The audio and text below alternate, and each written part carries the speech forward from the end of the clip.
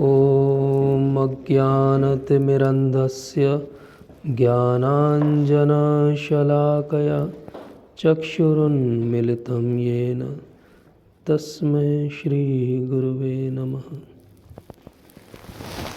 तो हम सबका बहुत परम सौभाग्य है कि हम भगवद गीता पर चर्चा करने के लिए उपस्थित हैं, और विशेष रूप से आप सब लोगों का बहुत बहुत धन्यवाद।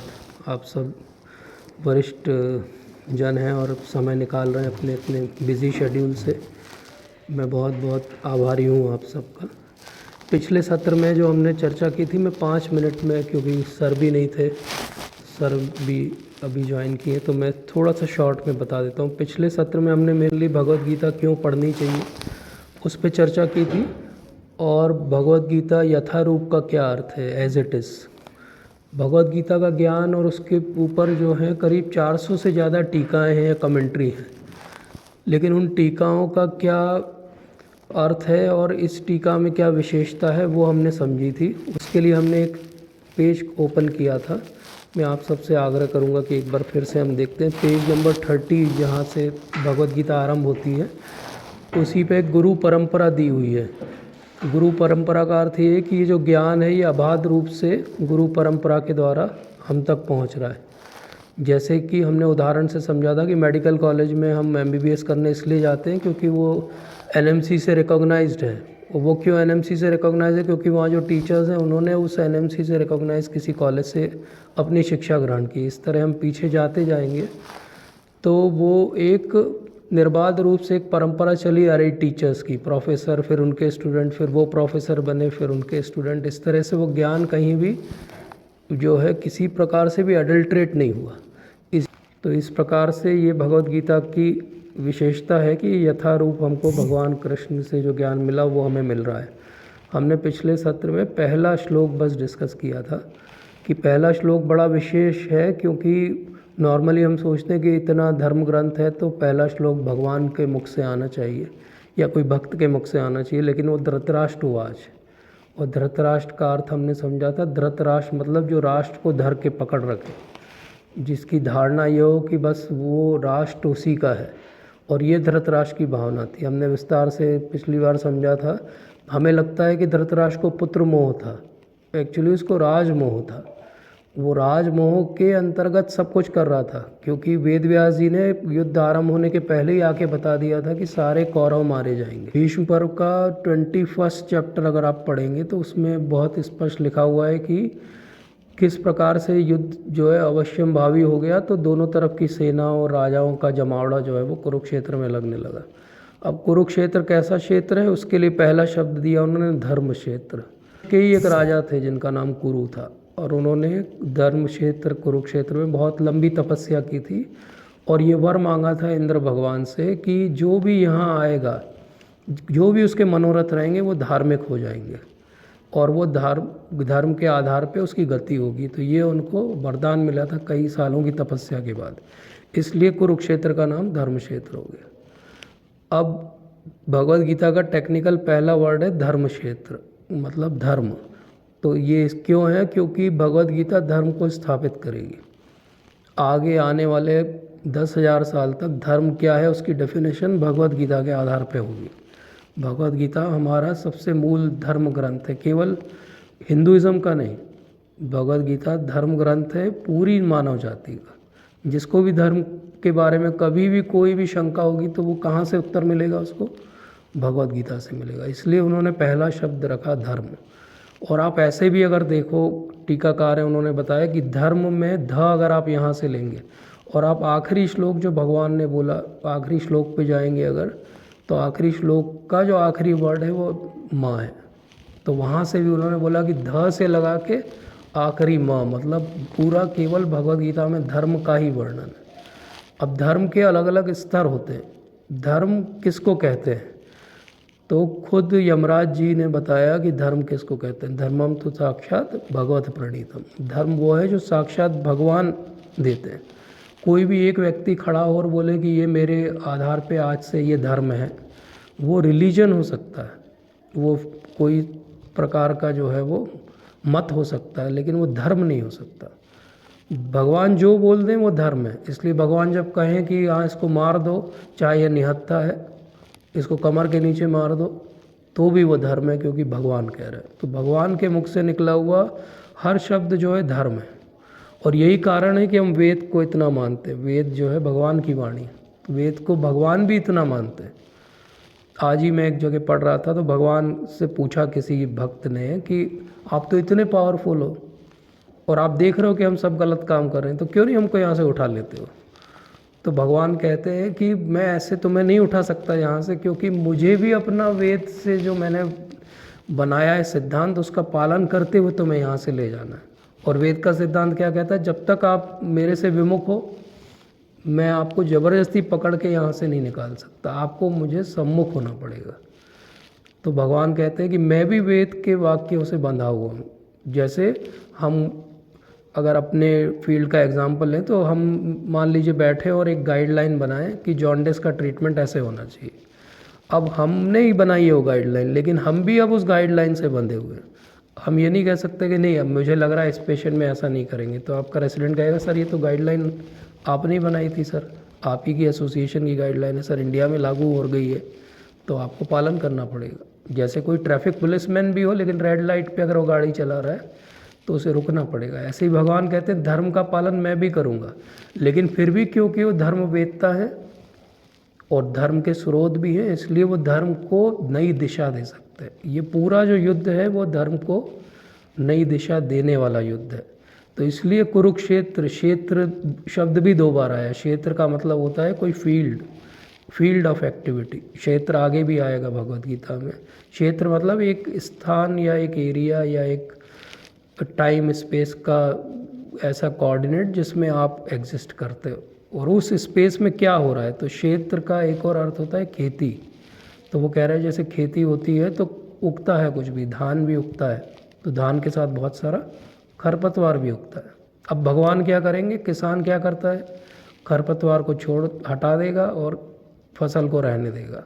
फसल जो है वो पांडव है और कौरव और उनके जो सहयोगी हैं वो सब खरपतवार हैं। भगवान अब इस युद्ध में ऐसा अपना पराक्रम करेंगे कि भगवान कहीं लड़ते हुए नहीं दिखेंगे, लेकिन भगवान ही सब कुछ करेंगे और अंत में सारे कौरवों का नाश हो जाएगा। कभी हम ऐसे भी सोचें बैठ के कि पांडवों के पास 7 अक्षौहिणी सेना है और कौरवों के पास 11 है, तो कोई अगर युद्ध के पहले पूछता कौन जीतेगा, तो लोग क्या कहते कि कौरव जीतेंगे, उनके पास ज़्यादा पावरफुल लोग। कौरव के पास ऐसे लोग हैं जो मर ही नहीं सकते हैं, भीष्म पितामह जिनको इच्छा मृत्यु का वरदान है, कृपाचार्य जो चिरंजीवी हैं, अश्वत्थामा जो कभी नहीं मारा जा सकता। अब आपके पास 3-4 ऐसे वॉरियर हों जो कभी नहीं मरेंगे, आपके पास इतनी बड़ी सेना हो, लेकिन फिर भी आप हार जाओ, मतलब भगवान एग्जिस्ट करते हैं। और वो क्यों हार गए, क्योंकि धर्म के साथ नहीं थे। तो इसलिए वो पूछते हैं, धृतराष्ट्र के मन में बहुत इच्छा है कि क्या हुआ। अब हम जब ऐसे पढ़ते हैं तो हमें लगता है कि अच्छा, मतलब कि संजय ऐसे पास में बैठे हैं और धृतराष्ट्र पूछ रहे हैं और युद्ध चालू नहीं हुआ है अभी। बट एक्चुअली आप महाभारत को डिटेल में पढ़ेंगे तो पता चलेगा कि ये 10 दिन की लड़ाई हो चुकी है। पहले 10 दिन की लड़ाई में जो सेनापति थे वो भीष्म पितामह थे, और जब भीष्म पितामह सेनापति थे तो संजय भी लड़ रहे थे कौरवों की तरफ से। 10वें दिन जब भीष्म पितामह धराशायी हो जाते हैं तो संजय भी युद्ध बोलते कि अब मैं नहीं लड़ूंगा, मेरे जो सेनापति थे वो धराशायी हो गए, तो वो वापस आ जाता है। और संजय पहले उनको वो 10 दिन का हाल सुनाने वाला है। 10 दिन का हाल तो उसने अपनी आँखों से देखा है। तो फिर प्रश्न उठता है कि फिर हमने पिछले सत्र में देखा था कि दिव्य दृष्टि दी थी, तो वो किस बात की थी, जब वो खुद ही लड़ रहा था वहाँ पे। दिव्य दृष्टि इस बात की थी कि वो तो लड़ रहा था, तो वो अपने एक स्फीयर ऑफ एरिया में देख सकता है या समझ सकता है क्या चल रहा है, लेकिन दिव्य दृष्टि से वो दूर भी जो हो रहा है वो देख भी सकता है, सुन भी सकता है। धृतराष्ट्र को ये पता है कि लड़ाई चालू हो गई, क्योंकि 10 दिन हो चुके तो ऑब्वियसली बाकी गुप्तचर भी आके उसको बता रहे हैं हस्तिनापुर में कि लड़ाई चालू हो रही है, ऐसा हो रहा है, भीष्म पितामह धराशायी हो गए हैं, उसको पता है वो। लेकिन फिर भी वो यहाँ से क्यों क्वेश्चन पूछ रहा है, क्योंकि उसके मन में ये जानने की इच्छा नहीं, वो तो उसे पता है लड़ाई चालू हो गई, उसके मन में ये जानने की इच्छा है कि क्या संभावना है कि कौरव जीतेंगे। उसका पूरा इंटेंशन ये है कि 10 दिन की लड़ाई से तुम्हें क्या लग रहा है, क्या कौरव जीत जाएंगे। क्योंकि उसे ये नहीं पता है कि 18 ही दिन युद्ध होने वाला है। उसे तो ये लग रहा है कि युद्ध अभी लंबा चलेगा। भीष्म को वैसे वो भी लाइक नहीं करता था, तो वो उसको बहुत उसका रिग्रेट नहीं है कि भीष्म पितामह धराशायी हो गए। भीष्म को एक्चुअली सेनापति बनाना उनकी लाइबिलिटी थी, क्योंकि वो सीनियर मोस्ट पर्सन थे। ऑल्दो ना दुर्योधन लाइक करता था उन्हें कि वो बने, ना धृतराष्ट्र लाइक करता था, और इनफैक्ट दुर्योधन हेट करता था कि वो बने, क्योंकि उनके कारण कर्ण नहीं लड़ पा रहा था। क्योंकि कर्ण ने उधर तब वो कर लिया था निर्णय कि जब तक ये सेनापति है, ये पक्षपाती हैं, बोले पांडव के, मैं इनके साथ नहीं लड़ूंगा, ये जब हो जाएंगे तब मेरा नंबर आएगा, तब मैं लड़ूंगा। तो इनफैक्ट अंदर से दुर्योधन चाह रहा था कि जल्दी से इनका सिस्टम हटे। ऑल्दो उसने लास्ट डिश ट्राई किया था कि ये 5 एरोज़ हैं, बोले ये 5, जब वो बहुत एजिटेट करता है भीष्म पितामह को एक दिन, तो भीष्म पितामह कहते हैं कि ये 5 बस, ये 5 तीर हैं और 5 पांडव हैं, बोले कल देखना मैं क्या करता हूँ। तो कृष्ण को पहले ही पता चल जाता है, तो रात ही को वो तीर सारे के सारे वो द्रौपदी महारानी को ले जाते हैं और ले आते हैं वो। तो वो दुर्योधन बाद में पूछता है कि क्या हुआ, वो 5 तीर कहाँ गए? तो बोले वो तो हो गया, वो कृष्ण ने जो है वो छल कर लिया और वो ले गए। इस तरह से कृष्ण ने साइड में बैकग्राउंड में रह के बहुत सारा कुछ किया। इसीलिए जब हम पिक्चर देखते हैं ये वाली या ये वाली, तो नॉर्मली हम देखें कि हीरो कौन है, हीरो भगवान कृष्ण है। कोई भी मूवी अगर रिलीज़ होगी और हीरो की जब एंट्री होती है मूवी में, तो वो अलग एंगल से होती है, बिल्कुल वो इस तरह से आएगा, बिल्कुल पहले उसके शूज़ दिखाएंगे, धूल उड़ेगी और फिर स्टाइल से एकदम एंट्री होगी। और हमारे भगवान कैसे एंटर कर रहे हैं, ड्राइवर है वो, सिंपल एंट्री है उनकी, मतलब उनका कोई लाइमलाइट नहीं है। लाइमलाइट में अभी अर्जुन है। तो इस तरीके से वो पूछते हैं कि मामका पांडवाश्चय, बोले मेरे और पांडवों के पुत्रों ने क्या किया। तो ये जो भेद दृष्टि है उनकी कि मेरे और पांडव, मतलब उनका लगाव बिल्कुल नहीं है पांडवों से, जबकि वो एक ही कुल के हैं।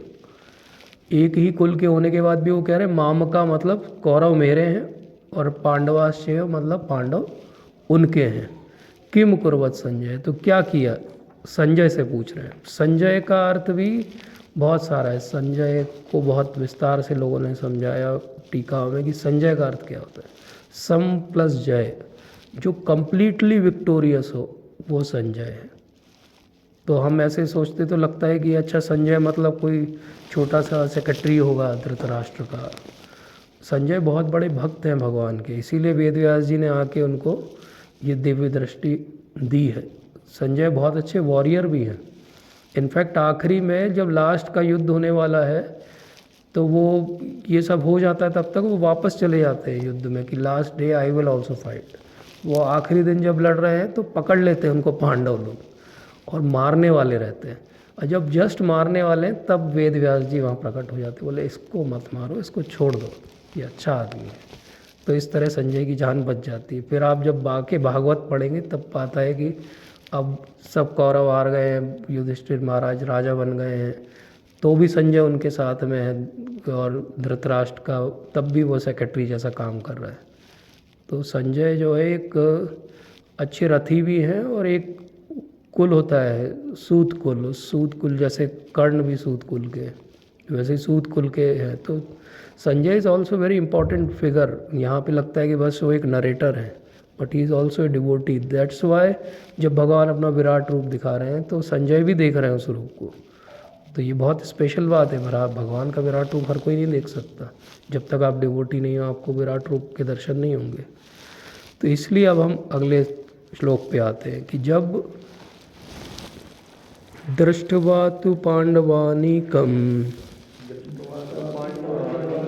व्यूढ़ं दुर्योधनस्तदा आचार्यमुपसंगम्य राजा वचनमब्रवीत्। संजय ने कहा, हे राजन, पांडु पुत्रों द्वारा सेना की व्यूह रचना देखकर राजा दुर्योधन अपने गुरु के पास गया और उसने ये शब्द कहे। तो संजय अब नरेट कर रहे हैं। अब संजय क्यों दुर्योधन से कहानी आरंभ कर रहे हैं, क्योंकि एक्चुअली धृतराष्ट्र वही सुनना चाहते हैं। धृतराष्ट्र तो पांडवों की बात सुनना ही नहीं चाहते, उनकी विजय की कोई बात सुनना नहीं चाहते, इसलिए संजय वहीं से आरंभ करते हैं। तो वो क्या कहते हैं, हे राजन, पांडु पुत्रों के द्वारा सेना की व्यूह रचना को देख के राजा दुर्योधन, दुर्योधन को वो राजा संबोधित करते, जबकि टेक्निकली दुर्योधन राजा नहीं है। राजा तो अभी केयर टेकर के रूप में धृतराष्ट्र है। राजा तो अभी लड़ाई होगी उसमें डिसाइड होगा। तो वो क्यों राजा कह रहे हैं दुर्योधन को? इसलिए कह रहे हैं क्योंकि धृतराष्ट्र को सुनने में अच्छा लगेगा। उनको लगेगा कि अरे मेरे बच्चे को राजा बोल दिया, मतलब संभावना है कि हो सकता है राजा बन जाए। और उस क्या किया उसने, अपने गुरुओं के पास गया और उसने ये शब्द कहे। क्या कहे? हे आचार्य, पांडुपुत्रों की विशाल सेना को देखें जिसे आपके बुद्धिमान शिष्य द्रुपद के पुत्र ने इतने कौशल से व्यवस्थित किया है। अभी क्यों कह रहा है वो? द्रुपद का पुत्र कौन है? धृष्टद्युम्न है। धृष्टद्युम्न को सारी लड़ाई की जो शिक्षा है वो किसने दी थी? द्रोणाचार्य ने दी थी, ये जानते हुए कि धृष्टद्युम्न जो है वो उनकी मृत्यु का कारण बनेगा। क्योंकि ये पुरानी कहानी थी कि एक्चुअली द्रुपद और द्रोणाचार्य की आपस में नहीं बनती थी। क्यों नहीं बनती थी? क्योंकि वो जब एक साथ गुरुकुल में पढ़ते थे तो वो क्लास फेलोज थे। उस समय द्रुपद ने उनको एक प्रॉमिस कर दिया था कि जब भी मैं कहीं बड़ा राजा बना तो आधा राज्य आपका रहेगा। तो ये तो सिंपल से गरीब आदमी थे, तो जब वो राजा बन गए तो इनको लगा कि उसने प्रॉमिस किया था, जाके देखते क्या बोलता है। जब वो गए तो पहले तो उसने उनको पहचाना ही नहीं, पहचानने से इनकार कर दिया, कौन हो आप? वो फिर जब बहुत उसने बोला कि मैं ये हूँ, आपके साथ वहाँ पढ़ता था, जैसा होता है नॉर्मली, तो उसने फिर आखिरी में रिकॉग्नाइज़ किया, लेकिन उसने रिफ्यूज़ कर दिया। तो ये जो है वो ये पूरा जो कॉन्फ्लिक्ट था ये बढ़ गया बहुत ज़्यादा। इतना कॉन्फ्लिक्ट बढ़ गया कि अंत में जब गुरु दक्षिणा की बारी आई कौरव और पांडव दोनों से, तो गुरु द्रोणाचार्य ने एक ही चीज़ मांगी कि जाओ द्रुपद को पकड़ के लाओ, क्योंकि उसने मेरा अपमान किया था भरी सभा में। अब ये पकड़ने गए तो कौरव तो हार के वापस आ गए, लेकिन पांडव अच्छे थे, स्किलफुल थे, तो पकड़ लाया तो उसने अपमानित करके छोड़ दिया उसको। राज्य पे कोई कब्जा नहीं किया उन्होंने, क्योंकि तब तक वो यहाँ के वेल सेटल्ड मिलिट्री टीचर थे। ही वॉज हैविंग गुरुकुल, तो he was not interested. But ये बात द्रुपद को अच्छी नहीं लगी, तो उन्होंने एक स्पेशल यज्ञ किया, और उस यज्ञ से धृष्टद्युम्न जो है वो अग्निशय से निकल के आए। जब वो पैदा हुए तब ही had all armour and all everything in place, धनुष वनुष लेके बिल्कुल रथ पे बैठे हुए, मतलब लड़ने के लिए पूरे तैयार। बोले किसको मार के आना है बोलो। और उस समय आकाशवाणी हुई कि ये जो पैदा हुआ है यही उनके मृत्यु का कारण बनेगा। अब ये जानते हुए, लेकिन इसको अभी स्किल्स की ज़रूरत थी, इसके पास आर्मामेंटेरियम था। बोले सबसे अच्छी स्किल कौन सिखाएगा इसको? बोले वो तो एक ही मिलिट्री टीचर है वर्ल्ड में। तो ये जानते हुए कि आकाशवाणी हुई है, जब ये इनके पास गया और बोला कि मुझे आपसे सीखना है, तो उन्होंने बोला हाँ, अगर आप विनीत भाव से आओगे, सरेंडर्ड रहोगे, मैं सिखाऊंगा आपको। ये जानते हुए कि ये सारी स्किल वो इन्हीं के अगेंस्ट यूज़ करेगा, इन्हीं को मारने के लिए। और ये बात दुर्योधन को भी पता है।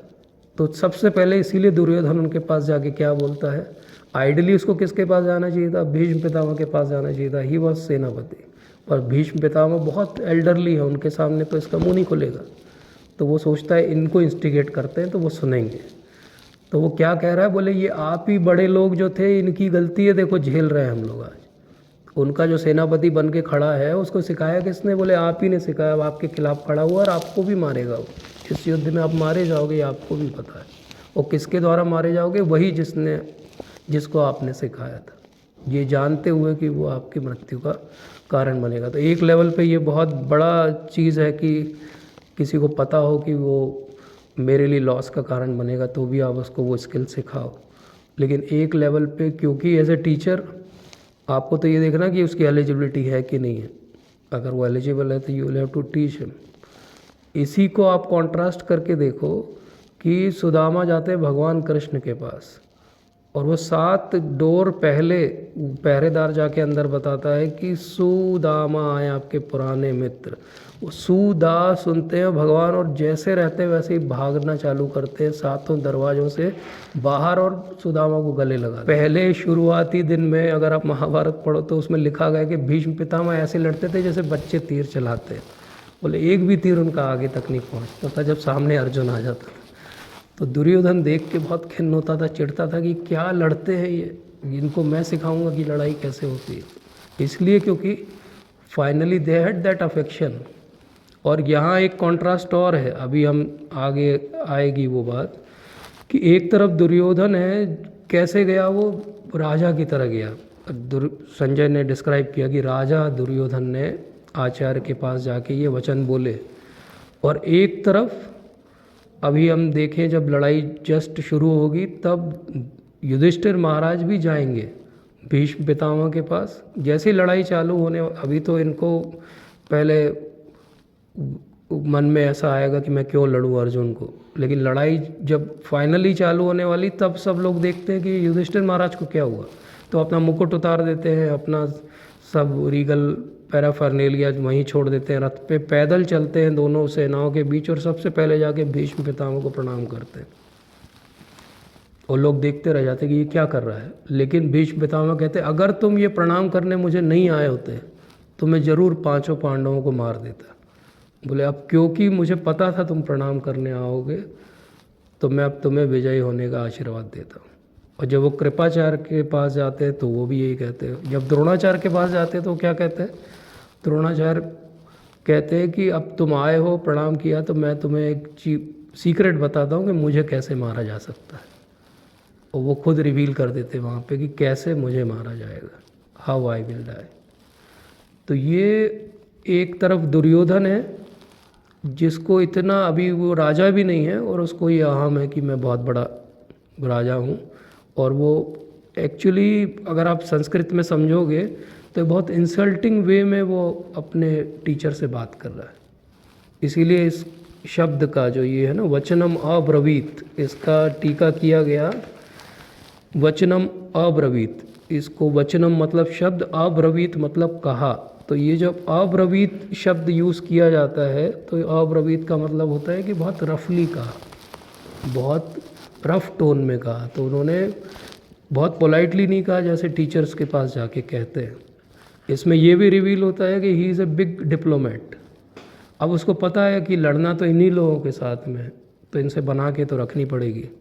तो इसलिए वो जाके उनको कह रहा है कि देखो कितनी अच्छी सेना सजी हुई है, ताकि शायद उसको देख के इनके मन में आए कि as a warrior he should fight. फिर वो कहते हैं कि इस सेना में भीम तथा अर्जुन के समान युद्ध करने वाले अनेक वीर धनुर्धर हैं। पेज नंबर 34, यथा महारथी युयुधान, विराट और द्रुपद। तो ये स्पेसिफिकली कुछ लोगों का वो नाम लेता है। अब इस पे भी बहुत विवेचना की गई कि भीम का नाम लिया उसने पहले। दुर्योधन को पर्सनल जो एनिमोसिटी है वो सबसे ज़्यादा भीम के साथ है, क्योंकि भीम भी गदा युद्ध करता है और दुर्योधन ने भी गदा सीखी हुई है। दूसरी प्रॉब्लम क्या है, बचपन से दुर्योधन कोशिश कर रहा है कि भीम मर जाए। उसने जहर वाले लड्डू खिलाए थे जिस कारण से उनको 10,000 हाथियों का बल मिल गया बाद में भीम को। तो हर बार उसका जो पासा है वो पलट जाता है। तो वो सबसे ज़्यादा पांचों पांडवों में जिससे चिढ़ता है वो भीम है, जिससे सबसे ज़्यादा डरता है वो अर्जुन है, क्योंकि उसको मालूम है अगर अर्जुन चल गया युद्ध में तो वो जीत जाएगा। जैसे लोग कहते हैं सचिन तेंदुलकर ने अगर रन बना लिए, टिक गया, तो फिर वो मैच एक तरफा हो जाएगा। ऐसे ही उसको पता है अर्जुन अगर लड़ लिया तो किसी की नहीं चलेगी। और भीम की भी पर्सनल जो है वो एनिमोसिटी है दुर्योधन के साथ में, क्योंकि वो बहुत सारे जो है प्रण करके बैठा हुआ है उस दिन से जिस दिन द्रौपदी का अपमान हुआ था। इसलिए वो सबसे पहले अगर उस पूरी भीड़ में, मतलब 7 अक्षुणी सेना लगभग 15 लाख की भीड़ होती है, उस 15 लाख की भीड़ में उसको कौन दिखाई दे रहा है, जो उसका आर्च राइवल है, मतलब भीम दिखाई दे रहा है उसको, अर्जुन दिखाई दे रहा है उसको, कौन दिखाई दे रहा है, युयुधान दिखाई दे रहा है, विराट, द्रुपद। अब ये द्रुपद का फिर उसने नाम लिया। द्रुपद कोई बहुत बड़ा वॉरियर नहीं है, लेकिन अगेन द्रुपद का नाम इसीलिए लिया क्योंकि वहाँ पे उसके गुरु कृपाचार्य को याद आया कि हाँ द्रुपद के साथ हमारी जो है पुरानी लड़ाई है। इसी तरह दृष्टकेतु, चेकितान, काशीराज, ये सब कुंती, वो ये बहुत सारे योद्धाओं का वो नाम लेता है। और फिर उसके बाद द्रौपदी के पुत्रों का भी नाम लेता है, बोले ये सब महारथी हैं। तो पहले वो अपने शत्रुओं का नाम ले रहा है और उसके बाद कहता है कि अब मैं आपको अपनी सेना के लोगों के बारे में बताता हूँ। एक्चुअली उसको बोलने की आवश्यकता नहीं है क्योंकि वो तो सेनापति हैं, भीष्म पितामह सामने खड़े हैं, द्रोणाचार्य, उनको तो पता है किस किस को उन्होंने कहाँ लगाया है लड़ाई में, लेकिन फिर भी वो कह रहा है कि उन नायकों के बारे में कहूँगा। अब यहाँ भी उसने ऊपर क्या बोला था कि ये सब महारथी हैं, और यहाँ क्या कहा कि वो सब नायक हैं। इनहेरेंटली उसको एक कॉम्प्लेक्स है दिमाग में अंदर कि ये सामने वाले ज़्यादा पावरफुल हैं और हमारे पास एडिक्वेट स्ट्रेंथ नहीं, नंबर्स हैं लेकिन स्ट्रेंथ नहीं है। कर्ण अर्जुन को देख लेगा, मैं भीम को देख लूँगा, और बाकी को ये सब छोटे मोटे लोग हैं ये सब देख लेंगे। तो कृपाचार्य, अश्वत्थामा, विकर्ण का नाम क्यों लेता? विकर्ण कौन है? विकर्ण एक्चुअली इसी का एक भाई है। जब द्रौपदी का वस्त्र हरण हो रहा था तो विकर्ण वो व्यक्ति था जिसने आवाज़ उठाई थी कौरव होते हुए भी कि ये जो हो रहा है गलत हो रहा है। अब वो छोटा था आयु में, तो इन्होंने डांट डपट के उसको चुप करा के बैठा दिया, चुपचाप बैठ जा। तो उसकी चली नहीं थी वहाँ पे। लेकिन समवेयर दुर्योधन को डर है कि अगर अभी थोड़ा इसको अगर पैम्पर नहीं किया, तो क्या होगा, ये कहीं उनकी सेना में जाके ना मिल जाए। तो इसलिए वो कहते हैं कि हाँ विकर्ण भी है हमारे साथ में, विकर्ण भी बहुत अच्छा, जबकि बहुत बड़ा वॉरियर नहीं है वो। ऐसे ये सोमदत्त का पुत्र है एक भूरिश्रवा, ये भी कोई बहुत बड़ा वॉरियर नहीं है, लेकिन इसके साथ भी प्रॉब्लम क्या है कि वो ऐसा ग्रे जोन में खड़ा हुआ है, क्योंकि जो सोमदत्त है वो उनका लाइकिंग पांडवों के लिए, लेकिन भूरिश्रवा ने डिसाइड कर लिया कि मैं इधर से लड़ूंगा। तो उनको हमेशा एक दुर्योधन को लगता है कि ये सोमदत्त के इन्फ्लुएंस से कहीं ऐसा ना हो कि ये उधर चला जाए, तो वो उनके नाम ले रहा है जो डिप्लोमेटिकली इम्पॉर्टेंट है। जैसे ऐसा होता है ना, कोई भी स्पीच में भी उन्हीं लोगों के नाम लिए जाते हैं जो थोड़े से असहयोगी टाइप के रहते हैं, बोले इनका नाम थैंक्स में ज़रूर ले लेना, ऐसा ना हो कि इनमें से कोई नाराज़ हो जाए और गुस्सा हो जाए, बोले हमारा नाम क्यों नहीं लिया। और जो अपने बहुत क्लोज रहते हैं अपन उनके नाम नहीं भी लेते, तो उनको पता है हाँ ठीक है ये तो हमारे लोग हैं, ये तो कहीं नहीं जाएंगे। तो ऐसा वो कह के सबको कहता है कि ये सदैव युद्ध में विजयी रहें। अब इसके बाद अगला जो श्लोक है वो बहुत इम्पोर्टेंट है। ऐसे अन्य अनेक वीर हैं जो मेरे लिए अपना जीवन त्याग करने के लिए उद्यत हैं। अब ये कितना वो मेगालोमैनियक है कि ये सब जितने आए हैं 25 लाख से ज़्यादा लोग जो लड़ने के लिए आए हैं और एंसिलरी फोर्सेस अलग है, बोले ये जीवन अपना त्याग करने के लिए किसके लिए उद्यत हैं? बोले मेरे लिए। ये उसका एक एरोगेंस है, अहंकार है कि देखो मेरे लिए लाखों लोग मरने के लिए तैयार हैं। और इनफैक्ट ये सरस्वती जी उसकी जीवा पे बैठी हुई है जो कहलवा रही हैं कि ये सब मरेंगे, क्योंकि इसका मतलब ही यही निकलता है कि अच्छा जीवन दे देंगे। तो बोले ठीक है ले लेंगे इनका जीवन। बोले दुर्योधन खुद ही कह रहा है कि इसकी सेना के सारे लोग उसके लिए मरने को तैयार हैं, बोले मार दो इन सबको। तो बेसिकली भगवान उसके मुंह से ही बुलवा देते हैं कि युद्ध तो हो गया फाइनल। बोले तुम्हारे जो मेन लोग हैं वो पांडवों को मन से चाहते हैं, जो बाकी लोग हैं वो तुम्हारे लिए मरने को तैयार है। तो बोले वो मर जाएंगे, जो तुम्हारे मेन लोग हैं उन्होंने पहले ही बता दिया उनको कैसे मारा जा सकता है। युद्ध तो उसी समय डिसाइड हो गया, अभी तो युद्ध आरंभ भी नहीं हुआ है। ऑल्दो वो ये कहता ज़रूर है कि हमारी शक्ति अपरिमेय है और हम सब पितामह द्वारा भली भांति संरक्षित है। अब वो ये पितामह का नाम क्यों ले रहा है? क्योंकि फाइनली उसको लगता है कि इतना इनको बटरिंग कर दी, अब थोड़ा बहुत पितामह को भी हम कर दें। ऐसा ना हो कि पितामह नाराज़ हो जाए, अगले दिन बोले मैं सेनापति नहीं रहूँगा, तो ये बाकी आधी सेना जो है उनके पीछे है वो भी डिफ़ॉल्ट कर जाएगी। तो इसलिए बोले जबकि पांडवों की शक्ति भीम द्वारा भली भांति संरक्षित होके भी सीमित है। अब इसमें जो अपरिमेय शब्द है उसको अगर आप संस्कृत में देखोगे तो वो है अपर्याप्तम। अपर्याप्तम की दूसरी व्याख्या क्या है, जो हम हिंदी में बोलते हैं कि जो पर्याप्त नहीं है। तो एक्चुअली उसकी व्याख्या दूसरी क्या हुई कि हमारी सेना कितनी भी हो लेकिन वो पर्याप्त नहीं है, जबकि उनकी सेना हमसे छोटी है लेकिन भीम के कारण वो भली भांति संरक्षित है। तो फिर से भगवान सरस्वती जी के रूप में उसके मुख से यही कहलवा रहे हैं कि तुम्हारा जो कंट्रोल है वो तुम्हारी सेना पे ही नहीं है, तुम्हारे बड़े लोग ही तुम्हारी नहीं सुनवाई करेंगे, लेकिन वहाँ भीम की सुनवाई हर कोई करता है। वहाँ पे यूनिटी है, और क्योंकि वहाँ यूनिटी है तो वहाँ जीत जाएंगे लोग। और इस तरफ डिसयूनिटी है, डिस्कॉर्डेंस है और अधर्म है, इसलिए सब कोई हार जाएंगे। इसलिए वो एक तरह से हाथ जोड़ के सबसे रिक्वेस्ट कर रहा है कि अतएव सैन्य व्यू में अपने अपने मोर्चों पे खड़े होके आप सभी भीष्म पितामह को पूरी पूरी सहायता दें। नॉर्मली ये युद्ध जब चालू होने वाला अगले मिनट, तो ये बोलने का टाइम नहीं है अब कि आप यूनिटी में रहो, साथ में लड़ो, ये सब तो पेप टॉक उसको पहले बैक उसमें स्टेज पे देनी चाहिए थी। स्टेज पे आने के बाद अगर परफॉर्मेंस चालू होने वाला और कोई बोले नहीं नहीं सब बढ़िया अच्छे से डांस करना, तो बोलेगा कि कौन सा वाला ट्रूप है यार ये, अब बोलना पड़ रहा है स्टेज पे कि अच्छे से लड़ना। तो वो एक्चुअली वो कहीं इनहेरेंटली वो मान चुका है कि वो हार जाएगा। उसने भी धर्म पढ़ा है और उसको पता है कि वो अधर्म के साथ है, उसको पता है कि वो हार जाएगा, धर्म क्षेत्र में वो नहीं जीत सकता। लेकिन ये सुनने के जब ये शंख बजा तो दुर्योधन को अच्छा लगा। दुर्योधन को लगा कि चलो, उसे लगा कि मैं लीडर हूँ और मैंने बोला तो देखो लड़ाई चालू होने वाली। और जैसे ही शंख बजा तो जैसे युद्ध में होता है बहुत सारे सिंह तुरही ये सब बजने लगे। और अब क्या हुआ, अब वहाँ पर सफ़ेद घोड़ों वाला एक बहुत बड़ा रथ है जिसमें भगवान कृष्ण, पेज नंबर 38, भगवान कृष्ण जो है वो बैठे हुए हैं और अर्जुन है वहाँ पे, और उन्होंने अपना अपना दिव्य शंख बजाया। तो शंख बजाना क्या है? शंख बजाना एक्चुअली एक डिक्लेरेशन है कि अब हम लड़ाई चालू करेंगे।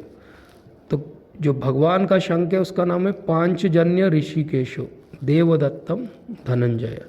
तो पांचजन्य नामक ऋषिकेश भगवान ने अपना शंख बजाया। पांचजन्य शंख कौन है? वो उनका नित्य जो है शंख है जो हमेशा से भगवान धारण करते हैं। लेकिन एक बार वो पांचजन्य शंख को ये बहुत अभिमान हो गया कि मैं तो हमेशा भगवान के हाथ में रहता हूँ, कितना बड़ी बात है, आई एम सो ब्लेस्ड। तो वहाँ पे लक्ष्मी जी भगवान की सेवा कर रही थी। जब उन्होंने देखा कि अरे इसे अहंकार आ गया, तो कोई भी अहंकारी व्यक्ति भगवान के धाम में निवास नहीं कर सकता, चाहे वो वैकुंठ हो चाहे वो गोलोक हो। इसलिए अपन वैकुंठ को कहते हैं वैकुंठ, जहाँ पे कोई भी कुंठा नहीं है वो है वैकुंठ। अहंकार भी एक तरह की कुंठा है, क्योंकि अहंकार भी कुंठित व्यक्ति करता है। जिसको एक्चुअली इन्फिनिटी कॉम्प्लेक्स रहता है वो ही अहंकार करता है, जिसको अपना रियल पोजीशन पता है वो अहंकार नहीं करता। तो लक्ष्मी जी ने उसे श्राप दे दिया कि जाओ तुम राक्षस बन के पैदा होगे। तो इस तरह वो पांचजन्य जो है राक्षस बन के पैदा हुआ, जिसको बाद में भगवान ने जब सांदीपनी मुनि के आश्रम में शिक्षा ग्रहण की तो उनके गुरु महाराज ने कहा कि मुझे गुरु दक्षिणा में अपना पुत्र वापस चाहिए।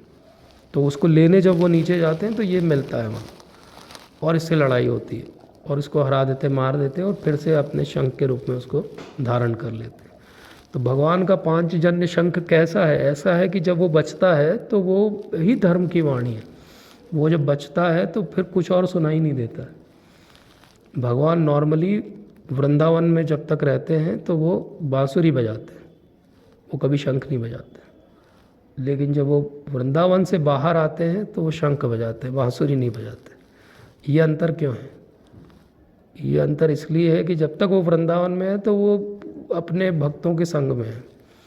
जब वो वृंदावन के बाहर हैं तो he is in his office. जैसे आप घर पे रहते हो तो आप रिलैक्स रहते हो, आप लोअर और टी शर्ट पहन के भी घूम सकते हो, आप बच्चे के साथ घोड़ा बन के भी खेल सकते हो। लेकिन जब आप ऑफिस में हो तो आपका एक अटायर है, एक डेकोरम है, आप उसको मेंटेन करते हो।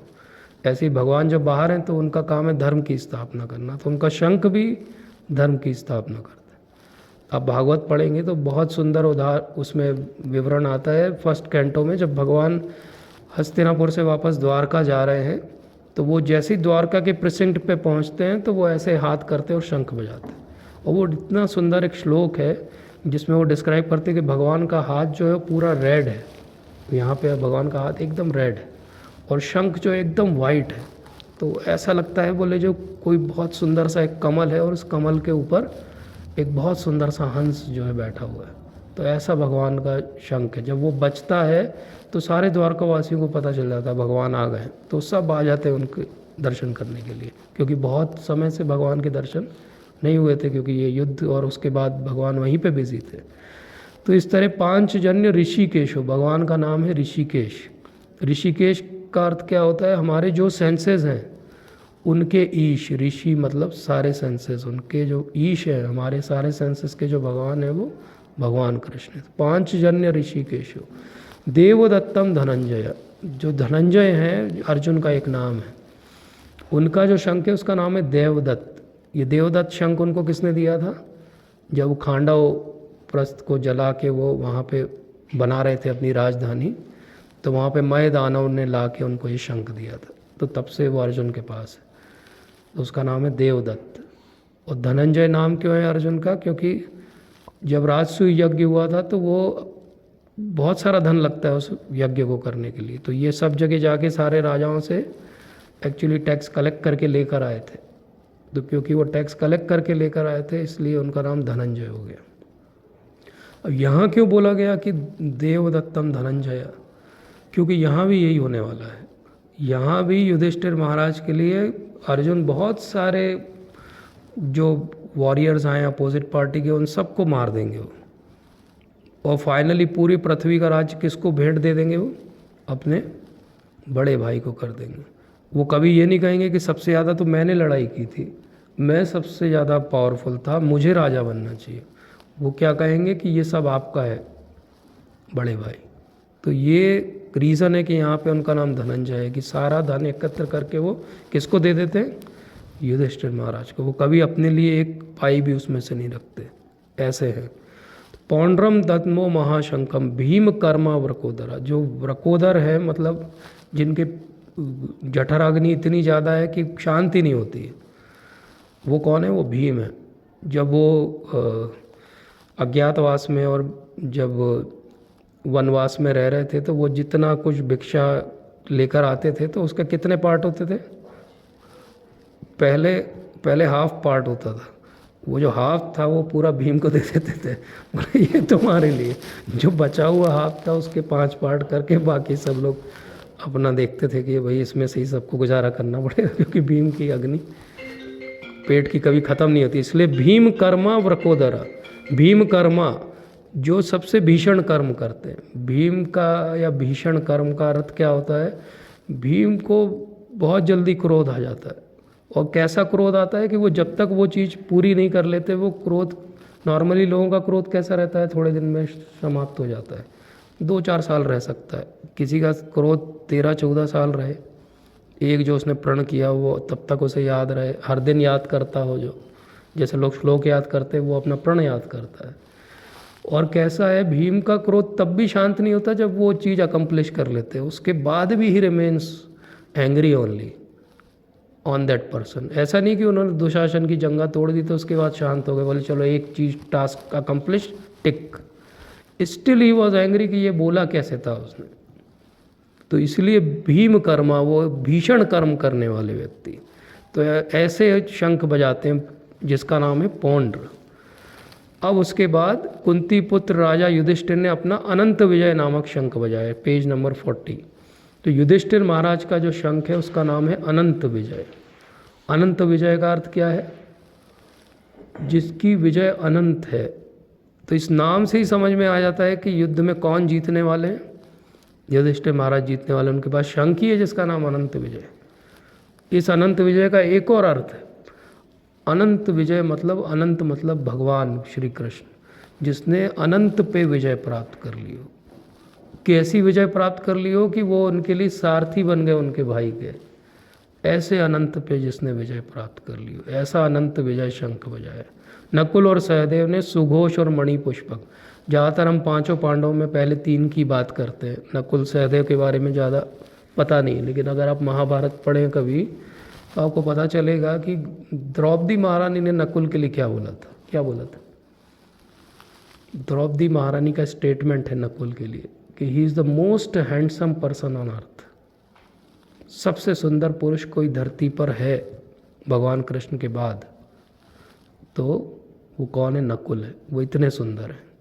और सहदेव के लिए क्या बोला गया? सारे शास्त्र जिसको याद हो, सहदेव को पता था कि युद्ध में क्या होगा, कौन किस दिन मरेगा। उनकी ज्योतिष विद्या इतनी पक्की थी, वो पहले से लिस्ट बना के रखते थे। उनको वहाँ ये 4 चले गए, हाँ जाने वाले थे आज, ये 5 कल जाएंगे। He was so clear, he was knowing everything. मतलब वो 5 पांडवों में बाकी 2 भी ऐसे ही लल्लू चप्पू नहीं हैं। वो अगर अकेले रहते तो भी वो जीत जाते, इतना उनको धनुर्विद्या और जो है तलवारबाजी आती है। फिर डिस्क्रिप्शन क्या आया कि भीष्म ने अपना शंख बजाया, और किसने बजाया नहीं बजाया कुछ नहीं पता है, क्योंकि उधर किसी को बहुत उत्साह ही नहीं है कि लड़ना है। लेकिन यहाँ पे जैसे ही भगवान ने अपना शंख बजाया, सब ने पीछे पीछे अपना शंख बजा दिया, जबकि ये सब एक जगह नहीं खड़े हुए हैं। वो तो व्यू रचना है, तो सब अलग अलग अपने अपने क्षेत्रों में खड़े हुए हैं, लेकिन जैसे ही भगवान का शंख सुनाई दिया, इतने उत्साही हैं लड़ने के लिए कि सब शंख बजाने लगे। तो उत्साह के लेवल पे भी देखें तो बहुत क्लियर है कि जीतना किसको है। अगर हम नाम के स्तर पे भी देखें तो बहुत स्पष्ट है कि जीतना किसको है। अगर भगवान कहाँ खड़े हैं उसको भी देख ले कोई, तो पता लग जाए कि जीतना किसको है। इसलिए लड़ाई होने के पहले ही क्लियर है कि जीतना किसको है। इसीलिए भगवान भगवत गीता में बीच में बोल भी देंगे कि ये सारे तो पहले ही मारे जा चुके हैं, तुम केवल निमित्त मात्र हो। और ये निमित्त मात्र हैं, वो तो यहीं पे दिख रहा है। इसलिए वो इतने सारे ऑलमोस्ट 17 लोगों के नाम हैं जो लिए जाते हैं यहाँ पे। 17 लोगों के नाम लिए गए जो पांडवों की तरफ से लड़ रहे हैं, और दुर्योधन ने अपनी साइड वाले 5 या 6 लोगों के नाम बताए, जबकि सेना उनकी बड़ी है, लेकिन जो पर्सनैलिटीज़ हैं वो नहीं है उनके पास। जैसे काशीराज है, अब ये इनके लिए वर्ड दिया गया महान धनुर्धर काशीराज। तो काशीराज बहुत बड़े योद्धा हैं। उनका धनुष के बारे में कहा जाता है कि वो इतना पावरफुल धनुष था कि आम कोई योद्धा उसको प्रत्यंचा भी नहीं चढ़ा सकता था, इतना पावरफुल धनुष था। और अगर आप महाभारत पढ़ो तो काशीराज थे जिन्होंने जब राजसूय यज्ञ हुआ था तो युधिष्ठिर महाराज को गिफ्ट दिया था। वो क्या गिफ्ट दिया था? एक धनुष दिया था। तो he was very found of archery basically, इसीलिए उनका नाम लिया गया। शिखंडी के बारे में हमको पता है, पिछले जन्म में वो अम्बा था, और फिर भीष्म पितामह ने तीनों को किडनैप किया। फिर इसने बोला कि मुझे तो शाल्व से प्यार है, तो बोले जाओ उसके पास जाओ। शाल्व ने बोला तुम्हें तो छू लिया किसी पर पुरुष ने, अब मैं तुम्हें नहीं एक्सेप्ट कर सकता। तो वापस भीष्म के पास गई कि आप मुझे एक्सेप्ट कर लो, आपने मुझे किडनैप किया। बोले तुमने अभी शाल्व का नाम लिया था, अब मैं कैसे तुम्हें एक्सेप्ट करूँ? वैसे भी मैंने तो ब्रह्मचारी का व्रत लिया हुआ है, तो मैं एक्सेप्ट नहीं करूँगा। तो उसने क्या किया, जाके खूब तपस्या की कि मैं इसकी मृत्यु का कारण बनूंगी भीष्म की। अब वो तपस्या हो गई, शरीर छूट गया उनका, और अगला जन्म हुआ उनका शिखंडी के रूप में। अब वो शिखंडी क्योंकि फीमेल से मेल बना था, भीष्म पितामह ब्रह्मचारी थे, और उनकी पूरे समय वो थी प्रण थी कि वो कभी भी लड़ेंगे नहीं, फीमेल्स के सामने तीर नहीं चलाएंगे। अब क्योंकि फीमेल के सामने तीर नहीं चला सकते, ये बात पांडवों को पता थी, तो बोले इनको मारने का एक ही तरीका है कि सामने शिखंडी खड़ा होगा और पीछे से तीर चलाएगा अर्जुन। और क्योंकि सामने शिखंडी है तो भीष्म पितामह तीर नहीं चलाएंगे, तो हम उनको धराशायी कर देंगे। तो इसलिए शिखंडी। फिर धृष्टद्युम्न, विराट। ऐसे विराट का तो आपको पता ही होगा, वो जब सब पांडव अज्ञातवास में रह रहे थे तब विराट के यहाँ रहे थे वो। विराट ने उनको प्रश्रय दिया था बिना ये जाने कि ये पांडव हैं। वो जब आए थे पांचों तो उन्होंने कहा था हम पांडवों के सेवक, ऐसा बोल के उनके यहाँ रहते थे वो। जब अज्ञातवास पूरा हो गया तो उन्होंने डिक्लेयर किया। तो विराट ने फिर बोला कि अर्जुन को मैं अपनी पुत्री का विवाह करना चाहता हूँ अर्जुन से। तो अर्जुन ने बोला क्योंकि मैंने आपकी डॉटर को सिखाया है तो मैं टेक्निकली उसका टीचर हूँ, और टीचर के रूप में मैंने कभी उस दृष्टि से उसको नहीं देखा, इसलिए मैं एक्सेप्ट नहीं कर सकता। लेकिन मेरा लड़का है अभिमन्यु, उससे उसका विवाह आप कर सकते हो। तो इस तरीके से विवाह हुआ। तो हम देखते हैं कि कितने हाई मॉरल स्टैंडर्ड हैं अर्जुन के, कितने हाई मॉरल स्टैंडर्ड हैं। जब वो कुछ 5 दिनों के लिए देवताओं के यहाँ जाते हैं तो वहाँ पे उनको अप्सराएं मिलती हैं अर्जुन को, तो भगवान कृष्ण भी साथ में।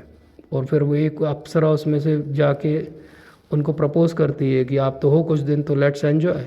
तो बोलती कि नहीं नहीं, आप तो मेरी जो है दादी जी हैं। बोला है दादी जी कैसे हूँ मैं? तो वो कुछ पुराना कनेक्शन बताते कि नहीं हमारे दादाजी भी आए थे, तो आपका एक बार गंधर्व विवाह से हुआ था। तो बोले हाँ मैं तो बच्चे जैसा हूँ आपके। तो वो क्रोधित हो जाती है उससे, बोले ये क्या है, तुम अप्सराओं पे ये सब नियम नहीं लागू होते। तो श्राप दे देगी कि तुम्हें 1 साल तक यूनिक टाइप के रहोगे। और वो उसका एडवांटेज मिलता है उनको जब वो विराट के यहाँ पे रहते हैं, तो वो ब्रहण लला बन के सिखाते हैं उनको। तो इस तरह सात्विकी जो नाम दिया गया, ये भी बहुत बड़े वॉरियर है। सात्विकी जो है कृष्ण के साथ में, जो यादव कुल में 9 बड़े वॉरियर गिने जाते हैं, उनमें से एक है सात्विकी। अब नॉर्मली भगवान से जब मिलने के लिए गए थे कृष्ण भी गए थे युद्ध के पहले और दुर्योधन भी गए थे और भगवान सो रहे थे। और भगवान जब उठे तो एक उनके चरण की तरफ बैठा था, एक उनके सिर की तरफ बैठा था। बोले अब मैंने पहले इसको देखा है तो इसको मैं चॉइस दूंगा। अब दुर्योधन को शकुनी ने सिखा के भेजा था कि क्या मांगना है, लेकिन वो वहाँ जाके एज यूजुअल कन्फ्यूज़ हो गया। और भगवान ने बोला या तो मुझे ले लो या मेरी पूरी सेना को ले लो। बोले अब यादव सेना बहुत पावरफुल सेना है, तो दुर्योधन को लगा कि सेना लेना ज़्यादा है, लड़ाई हो रही है, ये अकेला आदमी क्या करेगा। और अर्जुन ने बोला कि बोले मैं रहूँगा लेकिन मैं लड़ूंगा नहीं। बोले ठीक है आप लड़ना मत, आप हमारे साथ रहो, बस इतना ही चाहिए हमें। ये जब कन्वर्सेशन हो रहा था सात्विकी वॉज देयर, तो सात्विकी सेड स्पेसिफिकली कि आप अपनी सारी सेना उधर दे रहे हो दे दो, लेकिन मैं आपके साथ रहूँगा। तो सात्विकी was a Yadav king who fought with Pandavas, इसलिए उसका नाम आया। द्रुपद के बारे में तो हमें पता, द्रौपदी के पुत्र थे 5, जो 5 पांडवों से सबसे एक एक पुत्र थे। और सुभद्रा के पुत्र मतलब अभिमन्यु। तो इस तरह विभिन्न शंखों की ध्वनि कोलाहल पूर्ण बन गई, जो आकाश तथा पृथ्वी को शब्दायमान करती हुई धृतराष्ट्र के पुत्रों के हृदय को विदीर्ण करने लगी। तो उस तरफ भी शंख बजे थे, लेकिन किसी को बहुत कुछ नहीं हुआ था, दुर्योधन को थोड़ा सा हर्ष हुआ था बस।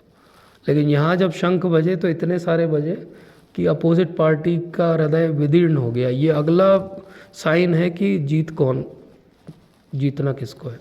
जब अभी से आवाज़ सुन के ही हृदय विदीर्ण हो गए तो लड़ क्या पाएंगे ये लोग। तो उस समय हनुमान से अंकित ध्वजा लगे रथ पर आसीन पांडुपुत्र अर्जुन अपना धनुष उठाकर तीर चलाने के लिए उद्यत हुआ। ये अगला साइन है पांडवों की विक्ट्री का। जब हनुमान जी स्वयं ध्वजा पे होंगे तो कौन जीतेगा, धर्म किस तरफ है, क्योंकि हनुमान जी तो हमेशा भगवान के साथ रहेंगे। और हनुमान जी का रोल क्या था उस ध्वजा पे, क्या करते थे, जब भी लड़ने जाते थे अर्जुन तो वो इतनी ज़ोर ज़ोर से हुंकार भरते थे उस ध्वजा से कि लोग उस आवाज़ को सुन के डर जाते थे और उनके तीर कहीं के कहीं लग जाते थे। तो Hanuman ji also fought in that war but using his vocal cords, not using his hand और गदा। तो अब धनुष उठा के तीर चलाने के लिए उद्यत हुआ और फिर धृतराष्ट्र के पुत्रों को व्यू में खड़ा देखकर अर्जुन ने श्री कृष्ण से वचन कहे। तो अर्जुन ने क्या कहा, अर्जुन ने कहा कि हे अच्युत, कृपा करके मेरा रथ दोनों सेनाओं के बीच ले चले, जिससे मैं यहाँ उपस्थित युद्ध की अभिलाषा रखने वाले को और शास्त्रों की इस महान परीक्षा में जिनसे मुझे संघर्ष करना है उन्हें देख सकूं। तो ये किसी भी वॉरियर का बेसिकली वो रहता है, या कोई भी काम कोई करता है तो पहले प्रीव्यू करता है। तो ये अर्जुन यही प्रीव्यू के लिए कह रहे हैं कि आप मुझे बीच में ले चलो। अब अभी जब अर्जुन कह रहे हैं हे अच्युत, तो अर्जुन का और भगवान का जो संबंध है वो मोस्टली फ्रेंडशिप वाला संबंध है। वो ऑलमोस्ट सेम एज के हैं, कजिन्स हैं। तो उस तरह के संबंध के कारण वो उन्हें कह रहे हैं कि बीच में मेरे रथ को ले चलो। जैसे जैसे हम भगवत गीता में आगे बढ़ेंगे भगवान का और अर्जुन का संबंध बदलता जाएगा। पहले वो गुरु और शिष्य का संबंध होगा 2.7 और उसके आगे, और उसके बाद 10th 11 चैप्टर आते आते वो भगवान का और भक्त का संबंध हो जाएगा। तो ऐसा ही हमारा भी होता है। हम जब भगवान से शुरू में मिलते हैं तो हमारा भी संबंध बहुत एक्वेंटेंस वाला रहता है, थोड़ा बहुत ऐसा रहता है। धीरे धीरे फिर समय आता है कि आपके साथ भगवान का एक प्रॉपर संबंध बनता है किसी एक रस में, चाहे वो वात्सल्य हो, चाहे माधुर्य हो, चाहे साक्ष्य उदास्य हो, शांत हो। तो इसलिए बहुत ज़रूरी है कॉन्सेप्ट को समझना कि बहुत सारे लोग हैं जो भगवान को भगवान नहीं मानते, उनको हम एथिस्ट बोलते हैं, नास्तिक है बोले, भगवान को भगवान नहीं मानते। लेकिन जो एक्सट्रीम में भक्त हैं भगवान के, वो भी भगवान को भगवान नहीं मानते। जैसे यशोदा माता है, वो भी भगवान को भगवान नहीं मानती है। जैसे राधा रानी है, वो भी भगवान को भगवान नहीं मानती है। यशोदा माता मानती है कि ये तो बालक है, इसको अगर मैं खाना नहीं खिलाऊंगी तो ये दुबला हो जाएगा, अगर ये मिट्टी खा लेगा तो बीमार हो जाएगा, अगर मैं इसको अच्छे संस्कार नहीं दूंगी तो बिगड़ जाएगा। तो उनके मन में कहीं 1% भी भाव नहीं आता कि ये तो भगवान है। तो शुरुआत भी वहीं से होती है कि भगवान को हम भगवान नहीं मानते, अंत भी वही होता है कि भगवान को हम भगवान नहीं मानते। लेकिन बीच की जर्नी जो है वो हमें करनी पड़ती है। भगवान को भगवान किस रूप में नहीं मानना, एग्जिस्ट नहीं करते, भगवान नहीं होते इस रूप में नहीं। भगवान हमारे लिए भगवान नहीं है, भगवान हमारे लिए, जैसे आप वृंदावन में जाओगे तो उनके लिए वो लाला हैं, छोटे से बालक हैं, उनका संबंध भगवान वाला नहीं है, वो उसे डांट भी देते हैं। वो मैंने देखा है जयपुर में मंदिर के दर्शन खुलते हैं तो ऐसे लोग हैं जो भगवान से ऐसे बात करते हैं कि ये क्या ड्रेस पहन ली तुमने, आज कलर ठीक नहीं लग रहा है तुम्हारा। मतलब they have that level of intimacy कि ये क्या पहन के आ गए तुम, बदलो इसको। They have that sense of intimacy कि ये मुझे आपकी ये चीज़ अच्छी नहीं लग रही। और अगर कोई किसी और रिलीजन में ऐसा कर दे कभी भगवान के लिए तो ब्लास्फेमी हो जाएगी, बोले ये तो काफिर व्यक्ति, इसके गला काट दो, भगवान के लिए ऐसा बोलता है। लेकिन हमारे यहाँ हम एक्सट्रीम में जाके भगवान को भगवान नहीं मानेंगे और तो भी हम भक्त हैं, क्योंकि हमारा संबंध स्थापित हो गया। तो यहाँ अभी जो संबंध है वो बहुत सिंपल है, एक सारथी है और एक रथी है, बस ये संबंध है। सारथी और रथी का संबंध कैसा है, युद्ध में इतनी ज़्यादा आवाज़ होती है कि कुछ सुनाई नहीं देता है। आप ये नहीं कह सकते ड्राइवर टाइप की राइट ले लो लेफ़्ट ले लो, तो वो कैसे बताते हैं, सारथी तो नीचे बैठा रहता है, उसके हाथ में लगाम है और चाबुक है, तो पैर से बताया जाता है कि अगर वो राइट वाले शोल्डर को टच कर रहा है रथी पैर से तो राइट मुड़ना है, और लेफ़्ट वाले पैर को दबा रहा है तो लेफ़्ट, और सीधा दबा रहा है तो सीधा चलना, जैसे 3 वो हों पैडल्स हों। मतलब अर्जुन भगवान को पैर से छू के बता रहा है कि किस साइड जाना है, और वो भगवान है। ये संबंध है। भगवान किस हद तक जा सकते हैं अपने भक्त के लिए, वो माइंड नहीं करते उस चीज़ के लिए। हम में से किसी को जिसकी भी जो भी अकम्पलिशमेंट है लाइफ की, अगर हमें कोई बोले कि आपको ड्राइवर बनना है उनका 10 दिन के लिए, तो हम में से कौन तैयार होगा? बोले ड्राइवर का सारा काम करना पड़ेगा, कार साफ भी करनी पड़ेगी, उनके लिए गेट खोलना भी पड़ेगा, उनको बैठाना भी पड़ेगा। और भगवान इतने दयालु भी हैं, कृपालु भी हैं और इतने भक्त वत्सल भी हैं कि वो सब कुछ करने को तैयार। इसलिए यहाँ उनके लिए क्या शब्द यूज़ किया, अर्जुन ने कहा हे अच्युत। अच्युत का अर्थ होता है जो अपने पद से कभी नहीं गिरते। अब कोई कहे अरे वो तो भगवान थे, सारथी बन गए, लात खा रहे, लेकिन फिर भी वो भगवान है, फिर भी वो भगवान है। भगवान डे 1 पे भी भगवान है। भगवान छोटे से तब भी वो पूतना का पूरा जो है जीवन शक्ति एब्जॉर्व कर लेते हैं अपने अंदर और मार देते हैं उसको, तृणावर्त को मार देते हैं जब वो छोटे से बालक है। भगवान को मैन्युफैक्चर नहीं हो सकते किसी तरीके, भगवान डे 1 से भगवान है, ये रियलाइज़ करना सबसे इम्पोर्टेंट है। इसलिए उनका नाम अच्युत है। वो कुछ भी करे, अगर वो कभी मछली के रूप में आ जाएं, कभी वो किसी और जीव के रूप में आ जाएं, कभी वो नरसिंह के रूप में आ जाएं, तो ऐसा नहीं कि उन्होंने अपना वो स्थान छोड़ दिया, बोले अरे ये शुकर के रूप में आ गए, शुकर तो बड़ा भ्रष्ट प्राणी है, तब भी वो अच्युत है।